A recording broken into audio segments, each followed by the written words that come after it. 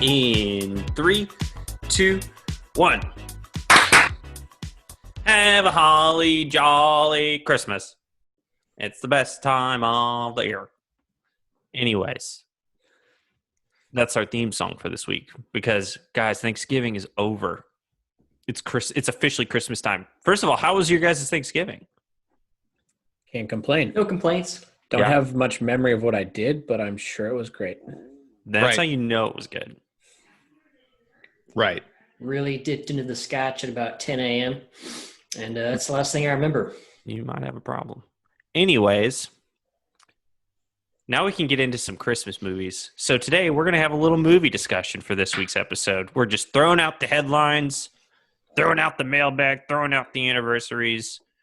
We're going to talk about every guy's favorite Christmas movie. It's a little film called Die Hard. You guys pumped? Very. Oh, yeah. More I importantly, love this movie. Who doesn't? More importantly, we should point out, per tradition of our friend group over the past, decade now? How long has it been? I think since 2012. It's been a while. Okay. We, would get together the day after Thanksgiving and watch a little film called Die Hard and drink some wine. And we would call it Wine Hard. So that is what today's episode is going to be called. It will be called Wine Hard. So you guys got your glasses of wine there. Yeah. Mm-hmm. So let's go through our wine selection first, and then we'll talk about the movie. Tom, what kind of wine are you drinking there? Oh, it is from the finest grape valleys of California. Winking Owl. You can steal the deal at Aldi or any other participating grocery store. Okay. Aldi, the finest of wines. Well, cool, man. Mob, what are you drinking there, buddy? I am drinking a vintage 2017. Comes from the vineyard called Boggle. American Winery of the Year. By a wine enthusiast in 2019. It's a nice cab. Nice. All right. Very cool. Very cool. And then Kevin, a.k.a. the Ass Crack Bandit. That's me. What are you drinking, my man? I am drinking a little something called the Original Dark Horse. It's a 2018 cab, and I got this from our friends Joel and Amanda. Thanks for the gift. That's lovely. That's lovely. Well, for me, I'm going to be enjoying a nice Coke Zero in a wine glass, because the last time I drank wine, I got in a verbal argument with a friend about what the best Coldplay album is, and I don't want to do that today. That was wine. Shout out to Alex Reinert, friend of the podcast. So cheers. One of the most uncomfortable situations I've ever been in my life, I think. Hey, we're moving past It's in the past. We don't Let's need to move dwell on. on it. We don't need to dwell on it. I did not see that coming. And I okay. truly love my Coke Zero. That was years ago. The We don't Coke need to Zero. Rehash it. Hey, shout out to Alex. I hope he's having I hope he had a wonderful Thanksgiving. Dear friend of the podcast. Anyways, we're just going to have a little movie discussion. We're going to go through Die Hard, go through the plot. We'll share some fun facts, some hot takes. We'll go ahead and get started. So Die Hard was actually released on July 20th of 1988. So even though the movie takes place around Christmas, it's actually a summer blockbuster. Did you guys know that? I did. Tom did. Pretty sure I knew that. Okay. I might have known it. No way of knowing it. Blow your minds with that. Guess not. It is directed by John McTiernan, and it stars Bruce Willis, Alan Rickman, and Bonnie Bedelia of the TV show Parenthood. Yes. The movie Die Hard is actually based on a novel by Roderick Thorpe and was written for the screen by Jeb Stewart. I actually did not know it was based off of a novel. That was something I learned today. Yeah. Okay. So that's pretty cool. You guys, we've all seen it, right? Well, Oh, yeah. We've all Once watched or it twice. together. So we've all seen it. We'll talk about how we feel about it once we get through the plot, but let's dive into it.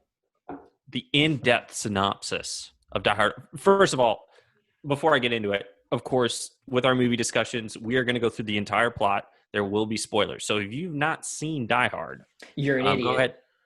You're an idiot. Pause the recording or pause the podcast. Go ahead and go watch it. I think it's on HBO Max. I think you've had enough time. Yeah, it's worth it. It's a great movie. It holds up after 32 years. So very good. Anyways, we're going to go ahead and get into it.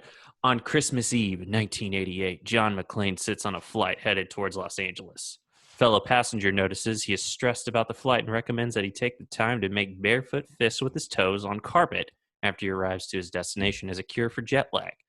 After landing and collecting his luggage, John sees a chauffeur holding a sign labeled J. McClane. The driver, Argyle, drives him to Nakatomi Plaza, and on the way roots out that John still works as a police detective in New York City, but his wife, Holly McClane, relocated to California for a great career. Both John and Holly thought the other would bend and move to join the other, but that they are both too hard-headed. First of all, have you guys ever tried the barefoot carpet maneuver after a long flight? Doing that right now. Feels does nice. Not work. We can confirm it does not work. It does not I work. do not feel any more relaxed after gripping my toes. Well, yeah, you're doing it right now. I'm saying like after a long flight. No, I have tried that. Oh, okay. But I also don't mind flying, so I'm probably not its target patient. Okay. I've never flown from New York to California. Right. But what kind of jet lag we talking about? Yeah, there? I know. So It's that's the like opposite. Yeah. like that's not a crazy flight. That's like a 5-hour flight. New York to LA. I have flown from brag. I have flown from Missouri to Hawaii. That didn't feel jet lag. That seems like a longer flight. It is. Yeah.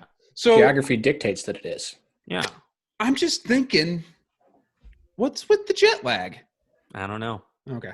Well, 3 hours is a long time, man. In the scene, like he's visibly uncomfortable of flying on a plane.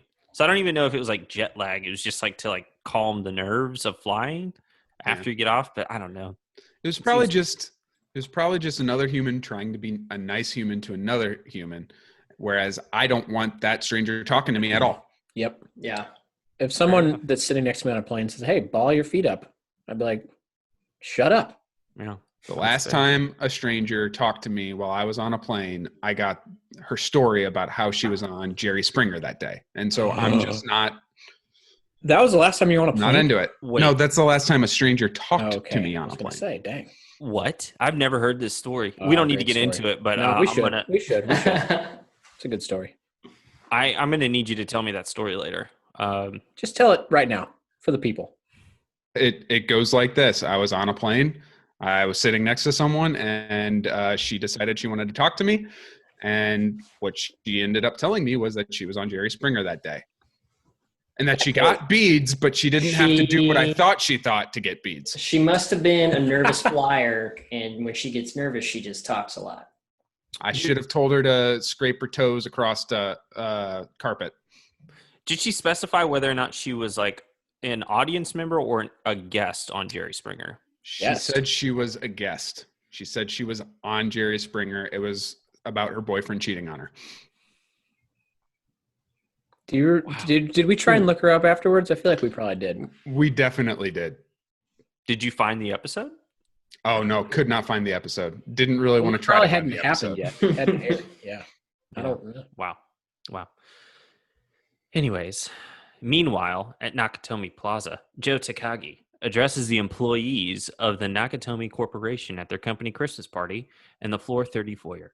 He announces that day was one of the most successful days in the company's history.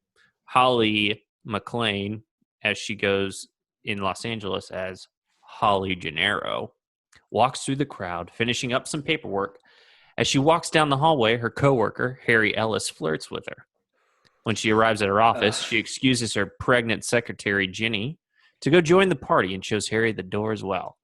She then speaks with her younger daughter, Lucy, and nanny Pauline on the phone about John's arrival, stating that she isn't certain if he made his flight or not. She looks at a photo of her, John, and their children, Lucy and John. She sighs and places it face down on the shelf. Ooh. I'm sensing some tension. There's some tension. Yeah, a little bit of tension there. Also, we kind of skipped over the fact that we have already been introduced to Argyle, who is great character. One of the best characters. Just a fun character in the movie. I don't know how accepting, I don't know how much fun I would be having if he was like my driver. I'd be like, why are you talking so much to me? I mean, I think all of us would be like the John McClane in that scenario. Yeah, he wasn't super pumped. Yeah, not really wanting to talk. But John McClane's so cool. You know, you can just like have a conversation and make it seem fine, even though he hates it. And Argyle really has the way about him of just really slowly and painfully wearing you down to the point where you're just like, yeah, all right, he's a pretty good friend. I like this guy. Pretty good friend. Right. John's limo pulls up to the entry of Nakatomi Plaza. Argyle tells him he will wait in the garage until John calls and informs him that he's made other plans. John greets the security guard and uses a computer to find out that Holly has changed her last name to her maiden name, Gennaro. He takes the elevator to the 30th floor, walks through the party, and meets Joe Takagi, who shows him to Holly's office. In the office sits Harry Ellis, who obviously finished snorting cocaine moments earlier. He introduces himself, and John informs him that he missed some. And Harry quickly brushes his nose with his fingers. Holly enters, and the two jilted lovers give each other a subtle greeting across the room. Harry informs John that Holly just closed the biggest deal in the company's history and received a new Rolex watch. Joe and Harry leave as John asks for a place to wash up. As John washes up, the two comment that they missed each other, but quickly begin arguing about Holly's decision to move to California. They are interrupted by Jenny, who requests Holly join the party. Cocaine's a hell of a drug. How do you not love Harry Ellis? Man, just quintessential 80s yuppie douchebag. Yeah. Yep. My favorite character in the movie. He's so great. Go ahead, Holly. Show him the John. watch. Yep, that's anyone right. Who It's can a play Rolex. anyone who can play an absolute tool that well deserves an Oscar, in my opinion. He is so good at it. He's so good at it. Yeah. A subtle flex of this scene is Holly having such a badass bathroom attached to her office. Yeah, it's like gold. It's incredible. Have you guys ever seen somebody with a bathroom in their office? No. You got to be a bigwig to have a private bathroom. Leslie Knope had one, but she had to give it up. To Jeremy Jans, correct. That seems odd that city officials would have their own bathroom in their own offices. I don't know if that's deserving, but I don't know. I feel like it's more just all cubicles these days. And like, even if you were a high selling sales exec, or a high selling sales manager, you got to have like a V or a C in front of your title to have an office. Yeah. Offices are tough to come by these days. Yeah, that's true. I have my own office though, so brag. Sick. Outside, a Mercedes pulls up to the Nakatomi Plaza entry as a Pacific Courier truck pulls into the garage. Carl Vresky and Theo approach the Nakatomi security guard 1 at his desk while Theo talks about basketball nonchalantly, and Carl shoots the guard in the forehead. Theo hops over the desk and begins using a computer to shut off all the elevators in the building except one, as well as sealing all the exits to the garage in the building. Carl uses a flash grenade and his silent pistol to take out the other security guard. In the garage, Hans Gruber and the rest of the team of terrorists exit from the back of the courier truck. Hans seals the front door while Eddie puts on the guard's jacket and mans the desk. Tony Vresky makes his way to the telephone junction boxes and begins patching into the system. He barely finishes patching in before his brother Carl uses a chainsaw to cut through all the phone cords to prevent any calls from leaving the building. So now we're introduced to our cool foreign terrorists. Man, I love Hans Gruber.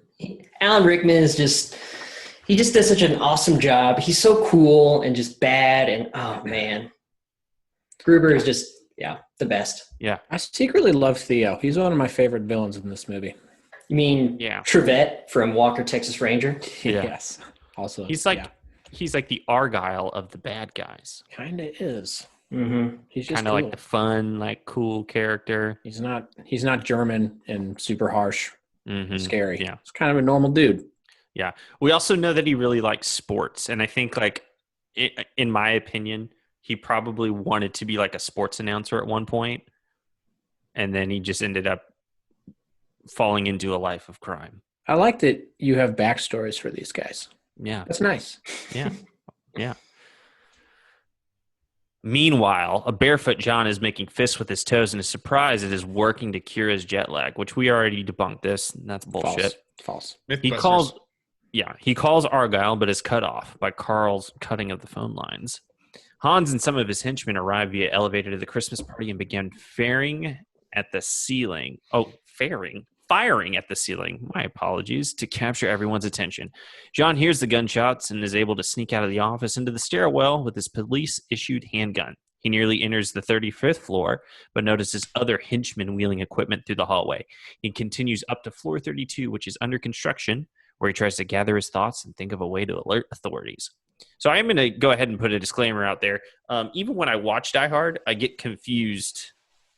There's a lot that happens in this movie as far as like what floor they're on, what's happening, who's a good guy, who's a bad guy, who knows who is aware of who.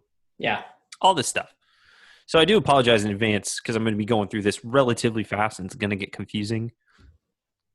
My recommendation is that you just watch the fucking movie. Harsh words, but I can't disagree. Tough love. Tough love to our listeners right now. You got to go watch it. Yeah. Yeah. Agreed. Uh-oh. Hold on, guys. I got a little Coke Zero cup ring from my wine glass on my desk. Need to switch it over to a coaster. This is 30. This is 30. In the foyer, Hans informs the Nakatomi Corporation employees that he is going to teach the company a lesson on the real use of power because their company has a legacy of greed. He calls out for Joe Takagi, but Holly tells Joe to stand back. He steps forward after Hans lists several detailed facts about his life. Hans greets him to take the elevator to floor 34. In the boardroom, Theo asks Takagi for the CEO daily key code and encryption number. Takagi insists that he doesn't have them, and even if he did, they couldn't steal any information that would hurt the company. Hans corrects him that they aren't after information, but the $640 million in bearer bonds in the company's vault. John McClane enters from the stairwell and overhears the interrogation of Takagi. Han gives Takagi to the count of 3 to give him the codes, but he refuses. Hans shoots him in the head, orders Tony to dispose of the body, and Theo to begin hacking the vault. Because you know why. They didn't bring Theo along for his charming personality. That's a quote from the movie. John makes a noise as he escapes from the room, but the terrorists don't find him and dismiss the noise. In the garage, Argyle listens to loud music in the limo, talking to a girl on the phone. What a player. So now we know what these guys are up to and what they want. They want that money, dude. They want that $640 million in bearer bonds, dude. I am a little embarrassed, but I'm going to ask it anyway. What is a bearer bond? And how does one redeem it? Especially if it's been stolen. I don't know. I'm curious to know how much $640 million in 1988 is worth now. I think $640 million. Inflation-wise, Kenny. Come on. I don't know. I'm going to calculate. And that's 1.4 billion with a B in 2020, baby. Damn, dude. That's some Zuckerberg cash right there, motherfucker. Sheesh. Damn. Sheesh. What would we do with that money? I would have no idea what to do. Yeah. I'd just sit around. My thought is I'd give most of it away, but at the same time, I also stole it. So, right. I'm already a bad dude. Why am I giving money to charity? Unless it's like a Robin Hood situation. I ain't no Robin Hood. These guys ain't no Robin Hoods. You know, nah. They hoods, you know? They bad guys. Do you think if he had given them the codes, they would have spared his life? Because I think he was dead either way. Yeah, he was. Yeah, they're going to kill him. If you're in that situation, do you give the codes just to see, like, hey, maybe I'll live? Or do you figure you're dead? Oh, I would for sure do anything to make sure I stay alive. I'd give him fake codes. I don't want to die. Like, I'm that Weasley coward. Like, I would do that. Would fake codes help you? For a little bit and buy me some time. Playing your exit strategy? Yeah, and then I run away. First number 6. Then 9. Another 6? Then another 6. Then another 9. And then maybe another 6 and a 9. Try that. Just, I don't know. They change every day.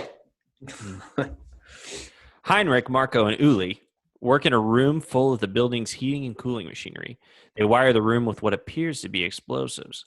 Theo and Hans walk to the vault while Theo explains the vault's 7 layers of security. He stresses that he could complete the first 6, but that the 7th lock, an electromagnetic system, cannot be cut locally. Hans guarantees he has a plan. John curses at himself on floor 32 and suddenly comes up with a plan. Pull the fire alarm. Eddie informs Hans of the alarm, and Hans orders him to call 911 to disable the alarm and turn off the system. John celebrates the approaching fire trucks, but gets angry when they turn off their sirens and turn around. Tony enters the room, and John hides. He searches for John in the labyrinth of the construction. The fight, crashing through drywall and aluminum beams, and they stumble down a stairwell. Tony dies in the fall. So now we get our first big fight scene. Kind of a lame way to die. And it ends. Yeah, it is a little embarrassing. Kind of crazy that one guy can die and one guy can be just fine. Falling down the stairs. Yep. Mm-hmm. Yeah. Doesn't make any sense. But you know what? True stories are kind of crazy sometimes. And yeah. I'm pretty sure this is a true story. So it is a true story because we believe it. Yes. Yeah. In the vault, Theo bypasses the first level of security and begins using a drill to proceed the heist. John takes Tony's radio lighter and Heckler and Koch MP5 machine gun. Great gun in Call of Duty. He then dresses up Tony's body on a chair in the elevator and sends it down to the Christmas party. Hans frightens the party by telling them that Mr. Takagi has been killed, but is interrupted by the arrival of Tony's body. He's angered by the message on Tony's sweatshirt. Now I have a machine gun. Ho, ho, ho. Riding on top of the elevator, John listens to the terrorist and takes notes on his arm. He rides the elevator to the top floor and sneaks out to the roof.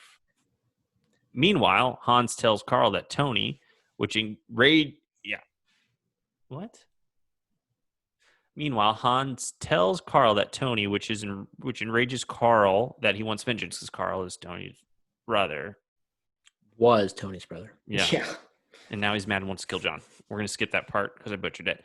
McLean arrives at the roof and uses the CV radio to call out on frequency 9, but is chided by the 911 operator.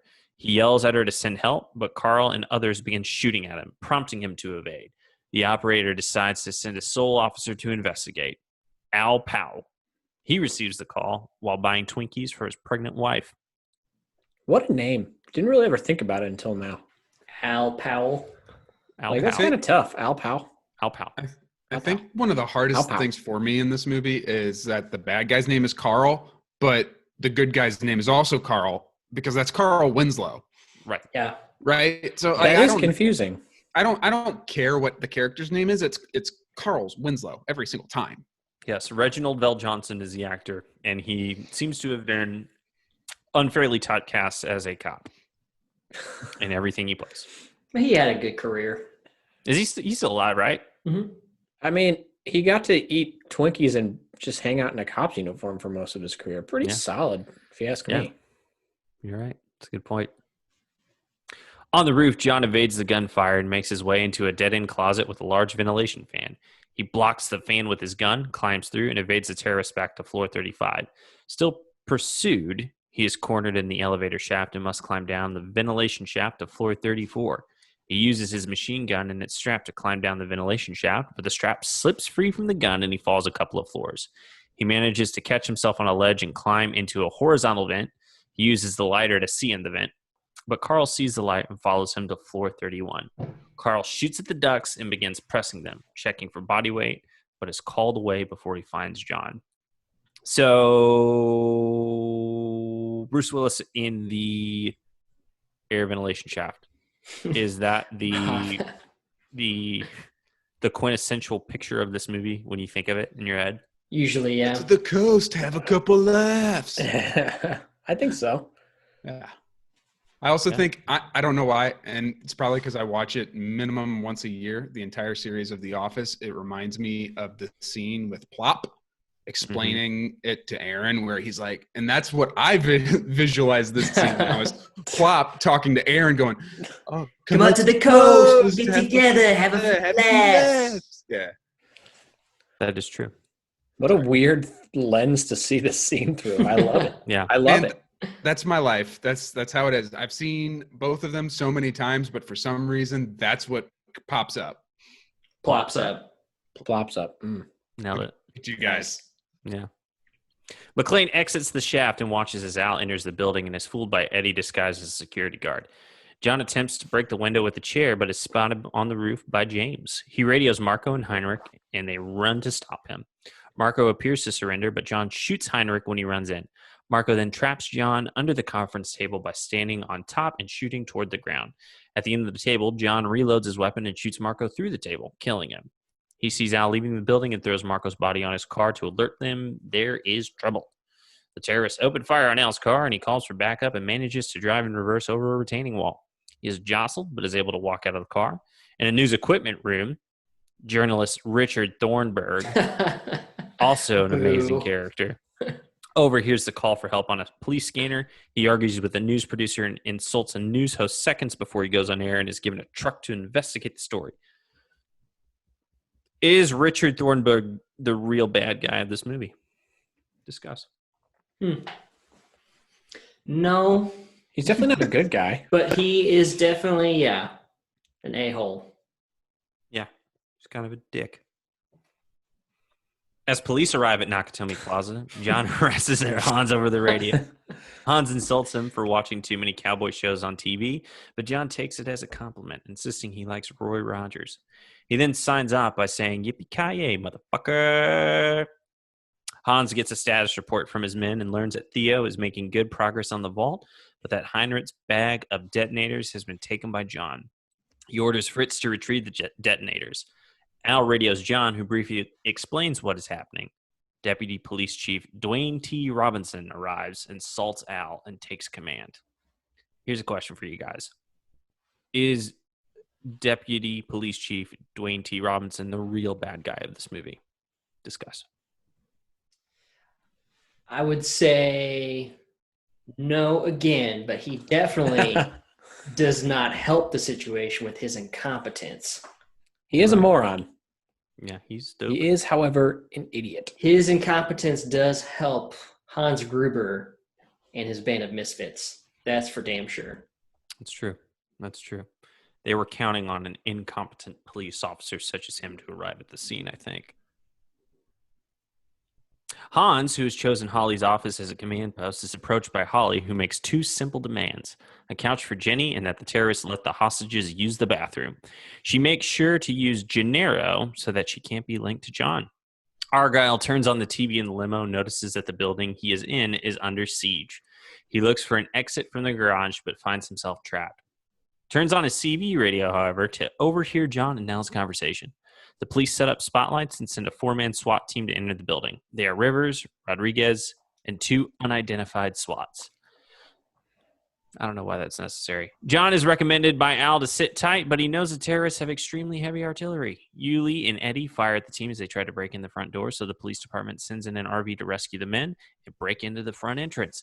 Hans orders James and Alexander to take down the tank with a rocket launcher. He then orders them to hit it with another rocket, upsetting John enough to throw some C4 down the elevator shaft, blowing up the entire second floor and killing James and Alexander.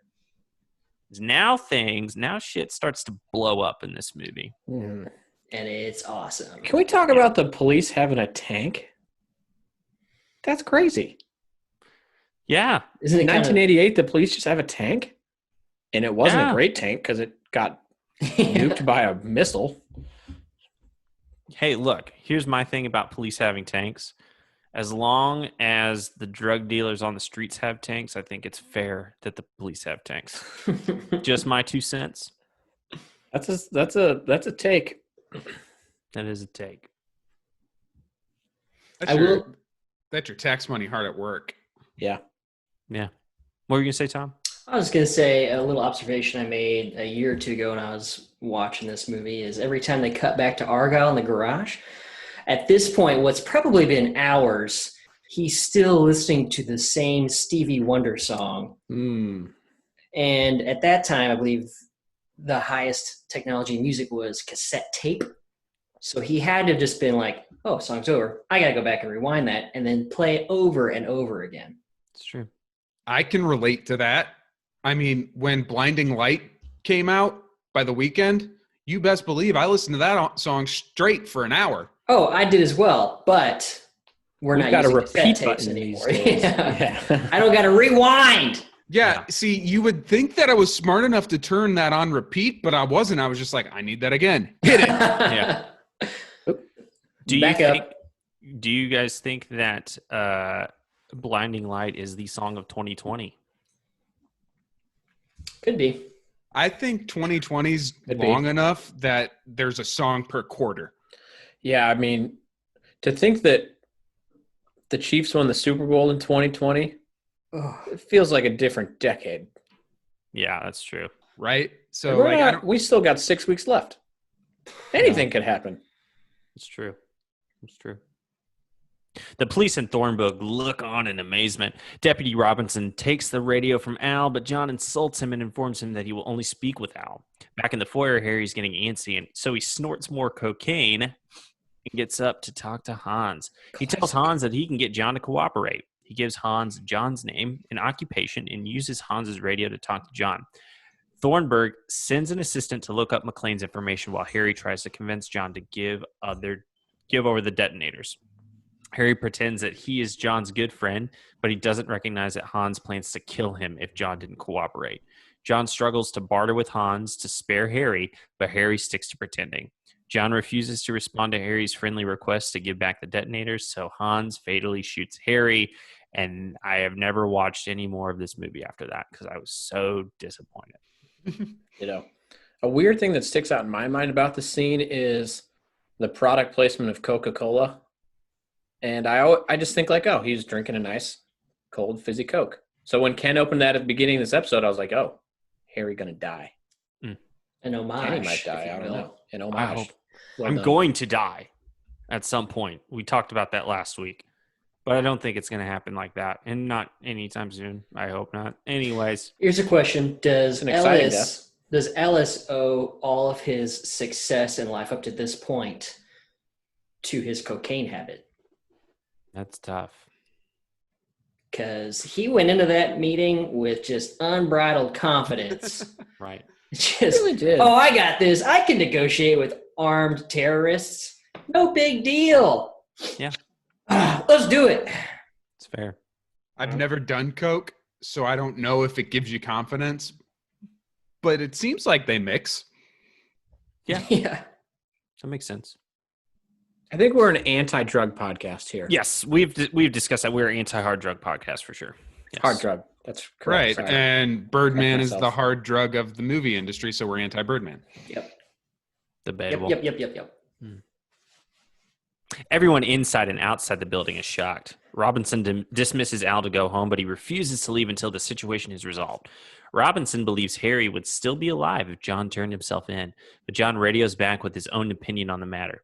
Hans finally addresses the police and begins to list the names of fellow freedom fighters he wants released from prisons around the world. He also orders a helicopter to take him and the hostages to the airport. John and Al don't buy the story and realize that something else is afoot. Special Agent Johnson and Agent Johnson arrive from the FBI to take over control from Deputy Chief Robinson. It's one of my favorite jokes in this movie. I know. It's so underrated. Right. It's so like funny. Agent Johnson. It seems Agent too Johnson. funny for 1988 in a weird way. Does that make sense? Yeah. It seems like ahead of its time. Like this movie, like isn't like devoid of humor by any means. There's some, laughable But parts. it takes itself seriously. Yeah. So to me, this joke seems way out of left field that you just I love have it. two FBI Yeah. agents named Johnson. Yeah. Johnson. Well, Special Agent Johnson Special and Agent. just Agent Special Johnson. Agent Johnson. Yeah. Right. Sucks for Agent Johnson, man. Yeah. I also love the joke. We might talk about it when they're in the helicopter and that one of the guys is shooting the gun. He's like, it makes me feel like I was a numb. The other agent's like, I was in 8th grade, you dick. Yeah. Just classic banter. I was in 8th grade. Yeah. Hans inspects the explosives in the mechanical room and is cornered by John. He decides to pretend to be an escaped hostage, and John believes it. On floor 33, John gives him a handgun, which Han pulls on him instantly. John tries to get him to reveal his plan, but Hans pulls the trigger rather than spoiling his plot. The gun was never loaded, but before John can arrest or shoot Hans, the elevator arrives with Carl, Franco, and Fritz. John manages to shoot Fritz and Franco, but runs out of bullets. Hans, knowing John is barefoot, has Carl shoot the glass walls of the office John is trapped in. They use a flash grenade, but John has vanished by the time the smoke is cleared. However, he was forced to leave the bag with the detonators. Hot take. Alan Rickman's American accent in this scene is the worst American accent ever. It doesn't detract from the big brain idea it was to pretend to be a hostage. Brilliant. Yeah. Yeah. But you're right. It's not good. It goes away bad. For sure. He's like, oh my God. Mm-hmm. Like he does that. And it's like, yeah. It's that was bad. really, I don't want to toot my own horn, but that was a really good impression of it. Oh my God. Look it up. Watch it. Watch the clip. Anyways, Hans gives Uli the detonators and Carl smashes some decorations at the Christmas party. Holly celebrates his anger, taking it as a sign that John is still alive. John slinks into a bathroom with bloody feet, which he begins to clean and bandage. Theo informs Hans that he has broken through the first 6 levels of the vault security and that he's ready for Hans to disengage the final electromagnetic lock. Thornberg's assistant brings good news to Thornberg, telling him that she knows John McClane's records and his LA address. As Al tries to keep an injured John company over the radio, Theo and Hans realize that the FBI is planning on cutting the power to the building. Theo smiles, realizing that the electromagnetic lock will disengage when the power is cut off. Special Agent Johnson instructs a power company worker to turn off the power for a 10-block radius around Nakatomi. The FBI celebrates. Robinson worries that the mayor will be upset about the cut power. Al complains about the FBI's predictable behavior, and Hans and Theo celebrate as the vault opens. Whoever made this movie really has it out for like the Bureau and just everyone that's not a local cop. They're like, these idiots. They don't know how to do anything. Yeah. Some messaging there. That's you true. can like it or hate it. Yeah. Take it as you will, John asks Al to tell his wife goodbye should anything happen to him, but Al tells him to pull through it. Thornberg arrives at Holly's house and threatens Paulina to let him talk to the children. Great call. John waddles back to the machinery room and finds a large amount of C4 wired to blow up the roof. He radios Al, but is caught by Carl. Carl takes John's radio and gun, but John throws a punch, and the two begin to fistfight, agreeing that it is personal for both of them. Hans watches a small TV and recognizes the children Thornberg is interviewing. He then picks up the face-down family photo of the McClanes and approaches Holly. He fires the gun in the air, orders all the hostages to the roof, and takes Holly with him to the vault.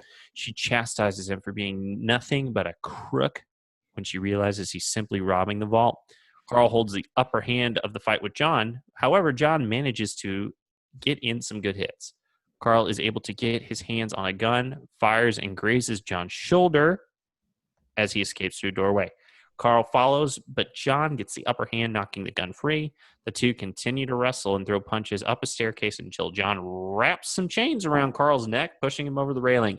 He then pulls the other end of the chain along a track, causing Carl's hanging body to zip across the room and slam into a wall. Carl hangs from the chain, dead. That was a lot. That's a good way to die. Not falling downstairs, but getting strung up by some chains on a zip line.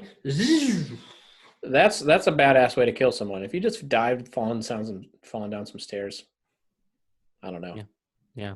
I'm gonna say that Hans on his resume puts good under pressure, because to pull that he remembered those children from just glancing at the picture from the TV, insane awareness. I'd hire him. Even though he's a crook? Yeah. We'd have to do a background check. He probably wouldn't pass that, but he would get to the interview stage. It says here for the last 15 years, you've been an exceptional thief. Explain that a little bit. Yeah. Explain how that helps you make Excel pivot tables. And how do you perform under great stress and pressure? He would have a great example. Yeah, so this one time I was stealing $640 million. And I just had this crazy flashback of these children's faces. My screen name would be Little Kid Lover if I had a screen. The whole time I was just trying to work away in to get that reference. Because as soon as you said that, Mob, I was like, Little Kid Lover. 1, 2, 3, or I don't know if there was numbers on the end. That's an Office reference for those at home that maybe went over their head. Right. A lot of Office references today. My life. Yeah. 2 Army helicopters approach Nakatomi Plaza. Special Agent Johnson and Agent Johnson ride in one of them, commenting that they plan on ambushing the terrorists and that they would be happy with a 25% hostage loss rate. Uli and Eddie usher all the hostages to the roof, and John shoots Uli as he chases the hostages, searching for Holly. Jenny tells John that Holly is with Hans, trying to warn the helicopter not to land and get the hostages away from the explosive. John begins firing Uli's machine gun into the air. The hostages run back down into the building, but the FBI and the chopper begins firing at John. He manages to make it to a slightly hidden edge and uses a fire hose to rappel down the building. As he jumps, Eddie informs Hans that the hostages have returned to the 30th floor in a panic, so Hans pushes the trigger for the explosive. The explosion engulfs the FBI helicopter, killing both Agent Johnson's and everyone on board. The fire hose reel snaps from the wall and follows John off the roof, but he manages to shoot through a window and land before it falls. But after it passes his floor with the weight, the reel starts to pull him out of the window. He manages to untie the hose in time. So here's what I'm thinking. I'm going to start doing descriptive action movie readings and sell them. They're doing great. Yeah, I love it. I'm really enjoying this. I do feel like if you haven't watched the movie, you can't mentally follow along, and you probably hate this. So I apologize, but we told you, go watch the movie. I am now just like not watching it. I wasn't realizing, but hearing your descriptive reading of it, I'm realizing how many floors were involved. A lot of floors, man. And how floors. But not just how many floors, but how integral each floor was. Yeah. You know, it's important. The floor plan is important. Each floor really does tell a story. Yes. It's true. The helicopter falls and explodes on the 30th and surrounding floors, setting the foyer on fire. The elevator is affected by the blast and blows out the wall of the 30th floor. John follows his wife's screams to the vault, where Hans is in a hurry to finish loading all the bearer bonds. Along the way, he notices a mail cart with tape and other supplies and discovers he only has 2 bullets left. In the garage, Argyle notices Theo unloading an ambulance from the back of the courier truck. He rams the ambulance with his limo, then rushes to the car and punches out Theo. I like that. I like the fact that Argyle is the one that takes out Theo, because they're both kind of the same guy, just on different ends of the spectrum. Absolutely. Mm-hmm. As Kristoff runs a stack of bonds down the hallway, John knocks him out. He slowly walks down the hallway toward Hans, Eddie, and Holly. Hans holds a gun to Holly's head and orders John to drop his weapon. Eddie picks up another machine gun, but Hans instructs him not to shoot. Hans mocks John for being a cowboy and points his gun towards him. John holds his hands behind his head and starts laughing, and Hans and Eddie join in, knowing his situation is futile. At that moment, John grabs his handgun, which is taped to his back, fires one shot at Eddie, killing him, and another at Hans, hitting him in the shoulder. Hans falls out the window but manages to hold on to Holly's new Rolex. Hans slowly aims his gun at Holly, but John manages to unclasp the watch, sending Hans plummeting to the ground. Poor guy. Iconic scene. We can all agree. It's so great. I mean, all of it. Yeah. Does he say yippee-ki-yay in that? Hans says it to John. Right as he's like pulling his gun on him. In the rubble outside, John meets Al, and they both hug and thank each other. Robinson approaches and chews out McLean for the damage of the building. A not quite dead Carl arises to screams and aims a gun at John and Holly. Everyone falls to the ground, but Al, who fires his sidearm, kills Carl. Argyle rams his limo through the garage's gate, and John and Holly walk towards his limo. On the way, they are stopped by Thornberg for an interview. Holly punches him in the face, and the couple continues in the limo, kissing as Argyle drives away from a damaged and burning Nakatomi Plaza. Roll credits. So I don't know if we addressed how big of a deal it was that I was just going to say Al pulled his gun on a bad guy, because he tells a very, very heartfelt story earlier in the movie about how he shot a kid while he was on duty, and it just ruined him. And Not great. Not great. Very tragic story. And then, he redeems himself by taking out a terrorist, or I guess technically a bank robber. It's a great moment. Great moment. I'd like to address, so that's presumably a Friday or a Saturday night, probably. You have your Christmas party. Monday rolls around. Eve. Oh, Christmas Eve. Okay, sorry. So you probably get Monday, the rest of the week off. Yeah, the next Monday rolls around, and you work at Nakatomi Plaza. What? You going back to work? Obviously not. I mean, the building's in shambles. Right. The owner's dead. What? At this point, you can't work remotely because it's That's what I mean. What do? You lose your job? Is the company gone? But also imagine having all of this just happen and having the audacity to yell at John McClane about the damage. Yeah, for real. Chill, bro. It would be like a hurricane coming through, tearing off my house, and then me getting yelled for my room being not clean. Right. Yeah. I do think that that's a funny image, though, Kevin, of say you do go back to work the next Monday. You just kind of forget. What do those conversations look like? Well, Sharon, how about that Christmas party? Am I right? Really blew the roof off this. I mean, wowie zowie. My hat's off to Nakatomi and Mr. Takagi. I mean, I'll be talking about this one for years, You just kind of forget you're going through your morning routine. You hop in the car, you start driving down the 405, and then you get to the Nakatomi Tower, and you're like, oh yeah. Roof's gone. Forgot. How drunk was I that night, It was a crazy party. Also, one of the things I noticed at the end of the movie is how they just get in the limo and drive away. How are they not going to be interrogated for there's got to be hours? A briefing of sorts with the police. Right. No, see, Lucy punched the guy in the face, so it was all cool. Holly. Sorry, Lucy. Lucy's the daughter. Lucy's the daughter. The mom and daughter mixed up now. Mm-hmm. You know who plays Lucy in Live Free or Die Hard? Mary Elizabeth Winstead's son. I love her. Anyways. So yeah, that's Die Hard. We did it. We made it through. The budget of this movie was $28 million. How much money do you guys think this movie made in theaters? It was a big deal, I think. I'll say upwards of 200 million. I'll go closer to 300, like in the 270s. I want to say 143 mil. 141,482. Wow. I went over. So it was It was not that big of a deal.